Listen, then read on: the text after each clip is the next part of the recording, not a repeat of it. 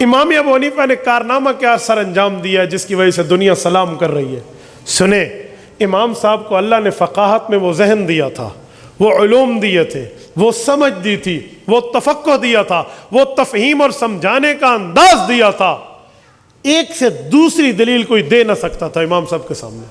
ایک بار ایسا ہوا، بادشاہ وقت کو پتہ چلا کہ امام ابو حنیفہ لوگوں کے دلوں میں بستا ہے، لوگوں کے دل اس کے ساتھ دھڑکتے ہیں، کیوں نہ ابو حنیفہ کو کوئی عہدے کا لالچ دیں اور اپنے ساتھ ملا لیں تاکہ ہمارے ظلم اور زیادتیوں پہ پردہ پڑ جائے۔ بھئی ابو حنیفہ جیسا بندہ اس کے ساتھ ہے، میری حکومت کو دوام ملے گا، مضبوطی ہو جائے گی۔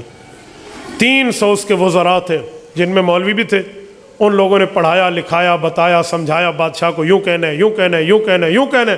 ابو حنیفہ بہت تیز آدمی ہے، بہت بڑا عالم ہے، وہ یہ دلیل دے گا اور یہ دے گا، تو نے کوشش کرنی ہے اور کوشش کر کے آپ نے اس مسئلے کو حل کرنا ہے۔ اس نے کہا جی ٹھیک ہے، دلیلیں پڑھی، سمجھی، رٹی، یاد کی۔ اگلے دن امام صاحب کو طلب کیا۔ امام ابو حنیفہ نے تو صحابہ کے سامنے اپنے گھٹنے جھکا کر پڑھا تھا نا، امام صاحب بھی اللہ کا نام لے کر گئے ہیں کہ اللہ اس ظالم سے بچانا۔ وہاں پہنچے تو ابو جعفر منصور کہتا ہے یا ابا حنیفہ ان تولی عہدۃ القضاء، ہم نے فیصلہ کیا ہے، ہماری شورا ارکان پارلیمنٹ نے یہ طے کیا اور ڈیسائیڈ ہو گیا ہمارا کہ آپ ہمارے قاضی القضات بن جائیں، آپ ہمارے چیف جسٹس بن جائیں۔ امام ابو حنیفہ رحمۃ اللہ علیہ نے جواب دیا انی لست لأہل، میں اس کا اہل نہیں ہوں، میں اس کا اہل نہیں۔ ایک بندے نے کہا ابو حنیفہ نے تو جھوٹ بولا، میں نے کہا نہیں سچ کہا۔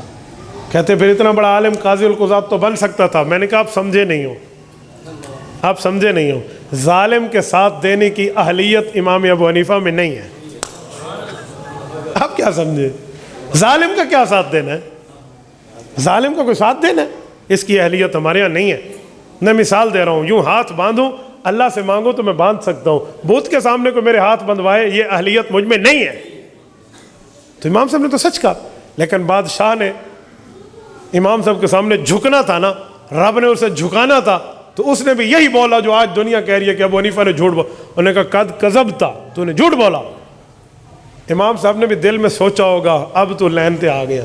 امام صاحب نے دونوں ہاتھ پکڑے، حضرت ہاتھ دکھائے، میں ذرا سمجھانے کے لیے بات کروں، یوں ہاتھ پکڑے اور کہا بادشاہ سلامت، دو باتیں ہیں، اگر ہوں میں جھوٹا تو آپ ہیں سچے،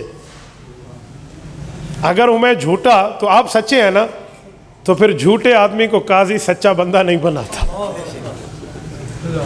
اور اگر ہوں میں سچا اور آپ ہیں جھوٹے تو جھوٹے بندے کو خلافت کا اہل نہیں سمجھتے، تو حکومت تو استعفیٰ دے، چھاڑ دے خلافت۔ اگر تو سچا ہے تو پھر میں قاضی نہیں بن سکتا، میں کاذب ہوں، کاذب قاضی نہیں بنتا، ان القاذب لیس باہل القضاء، وہ قاضی نہیں بن سکتا۔ اور اگر میں صادق ہوں اور تو کاذب ہے تو تو خلافت تے کیوں بیٹھے؟ چل، وہ کہتا نا رسیداں کڈو، وہ تو رسید کڈن پہ گیا سی نا امام صاحب دی، تو کم خراب ہو گئے، اس نے اٹھا دیا۔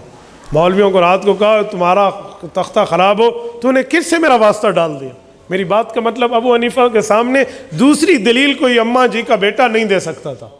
تبارك الذي نزل الفرقان على عبده ليكون للعالمين نذيرا